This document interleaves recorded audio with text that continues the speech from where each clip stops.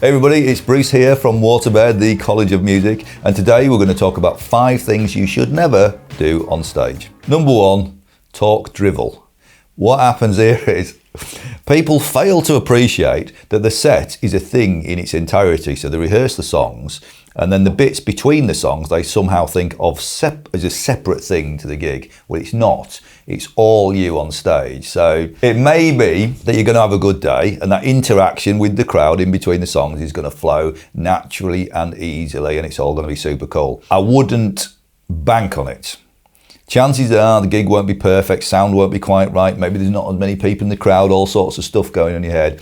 And when you're underprepared, that's when it'll catch you out, and that's when you'll say something stupid, uncool, or worse, a technical problem will happen, and you say to the audience, does anybody know any jokes?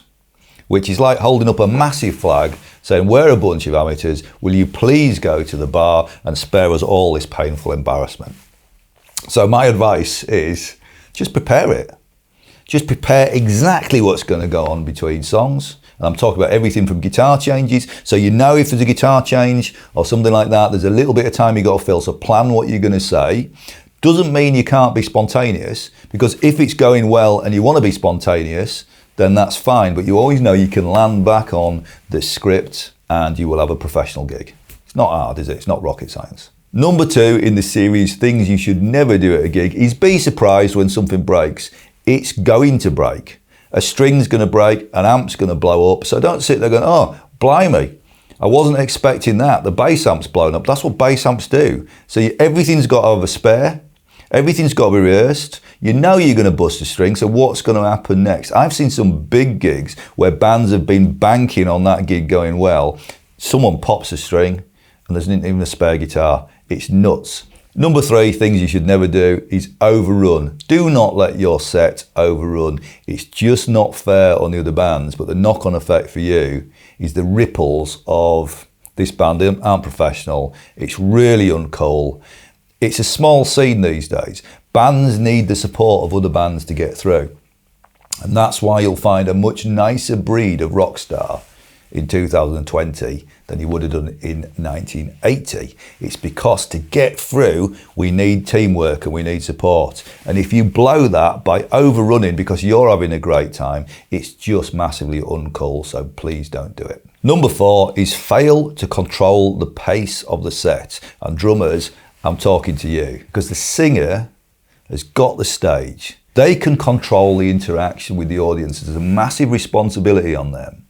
And it's a tough gig. They've got the most responsibility of the band to make this show work. But you've got to play your part because you control the pace of the set. You control the endings of the songs and the beginnings of the songs and the tempos. And it's important that you realise that your job is not just to play drums. Just as important of that, it's to control how the set feels. Nothing kills the vibe of the gig quicker than a singer introducing a song, and the song doesn't start, and everyone looks, and the drummer is fiddling with the poxy hi-hat. This is something that personally drives me nuts, and at that point, I'm gone. I'm out there, I'm going to have a drink in the bar and wait for the next band to come on. Because if you don't understand how fundamental this is, you're missing the whole point of the show. It's not you playing through the tunes. You are in the entertainment business, and you're entertaining a crowd, and they haven't paid that money to see you fiddle with your hi-hat. If you've got a technical problem, you work out how to deal with it without alerting the rest of the band and the audience to the fact that you've got issues. I've seen all sorts of technical stuff go wrong for drummers, and pros deal with it and no one else notices. Drummers need to watch the crowd and feel for the right moment to start that song. And often a gap of 1 or 2 seconds is enough to kill the vibe. Whereas if you get straight on it, the excitement, you're monitoring the level of excitement. It's like a set of gears and you're controlling it. So as well as the beginning of the song, starting in the most exciting way possible and be in the right tempo. So count in the same tempo as the track. It sounds obvious, but you'd be surprised how many people don't do that. And then you also control the outro, the ending of the set. So if you've got a little bit of a jam on the outro, your job is to gauge the band, the feel, and gauge the audience, and finish that song at the peak point. I've seen a lot of gigs where songs reached its point of its absolutely the most exciting it can be, and it keeps going for too long, dies and dies and dies and dies, and kind of generally peters out. That's your fault. Take charge of it. Things you should never do on a gig. Number 5, forget to say who you are. So often when there's multi-band bills or festivals, you haven't got the luxury of putting a backdrop up. Often you're on a borrowed kit, so you haven't even got a bass drum skin with a band name on it. So you've got to repeatedly tell people who you are and enunciate it in clear enough way that people can hear. Because sometimes the PA system can be a little bit muffly or whatever, and you get, well, stop. Make sure everybody knows exactly who you are, and also say, we are the Blind Donkeys, and we'll see you at the merch stand. The whole point of doing this gig is to build your audience. Have a great gig, and this is where you consolidate the great work you've done on stage. People are into the band.